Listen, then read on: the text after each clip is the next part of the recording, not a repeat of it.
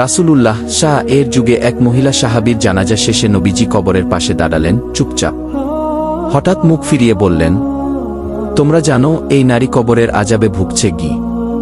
সাহাবারা বিস্মিত। কেন হে আল্লাহর রাসূল? নবীজি বললেন, সে গোসলে অসতর্ক ছিল, নামাজেও তাড়াহুড়ো করত।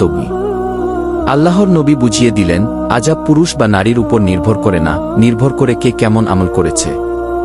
কবরের আযাবের কারণ দ্বিতীয় অংশ। হাদিসে এসেছে, দুইজনকে কবরের আযাব দেওয়া হচ্ছে। তাদের একজন প্রস্রাব থেকে নিজেকে পরিষ্কার রাখত না, আরেকজন মানুষের মাঝে লাগাতার কথা ছড়াতনি। বুখারী।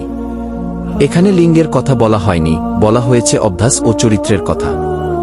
আলেম বললেন, মেয়েরা যদি গীবত করে, হিজাব না মানে, নামাজ ছেড়ে দেয়, তাও আযাব পেতে পারে। ছেলেরাও যদি মা বাবার অবাধ্য হয়, হারাম কামায় জড়ায়, তাদের অবস্থাও একই। এক সত্য ঘটনা তৃতীয় অংশ। একবার মক্কায় এক মা তার ছেলেকে কবরে দাফন করে কান্নায় ভেঙে পড়েছিলেন। তিনি বলছিলেন, হে আল্লাহ, আমার ছেলে তো দুনিয়ায় কারো ক্ষতি করেনি, কিন্তু আমি জানি না সে কবরে কেমন আছে। এক বুড়ো ফকির কাছে এসে বললেন, তোমার ছেলে মানুষকে কষ্ট না দিলেও 5 ওয়াক্ত নামাজে অনিয়ম করত, গোপনে হারাম কিছু করত, তাই কবর তাকে চেপে ধরছে কি।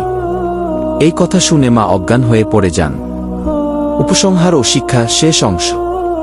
আলেম তরুণকে বললেন, তুমি যদি জানতে কবর কত অন্ধকার, তুমি আর কখনো গুনাহ করতেও সাহস পেতে না। কবর পুরুষ বা নারীর উপর নয়, আমল অনুযায়ী আচরণ করেছি। তুমি এখনো বেঁচে আছো ভাই, তওবা করো, নামাজ কায়েম করো, মা বাবার খেদমত করো, মানুষকে কষ্ট দিও না, তাহলে কবর তোমার জন্য হবে জান্নাতের বাগান। তরুণ চোখ মুছে উঠে দাঁড়ায়। আজ তার দুনিয়ার এক মানুষ হারিয়েছে, কিন্তু সে জানে নিজের কবর ঠিক করার জন্য এখনো সময় আছে।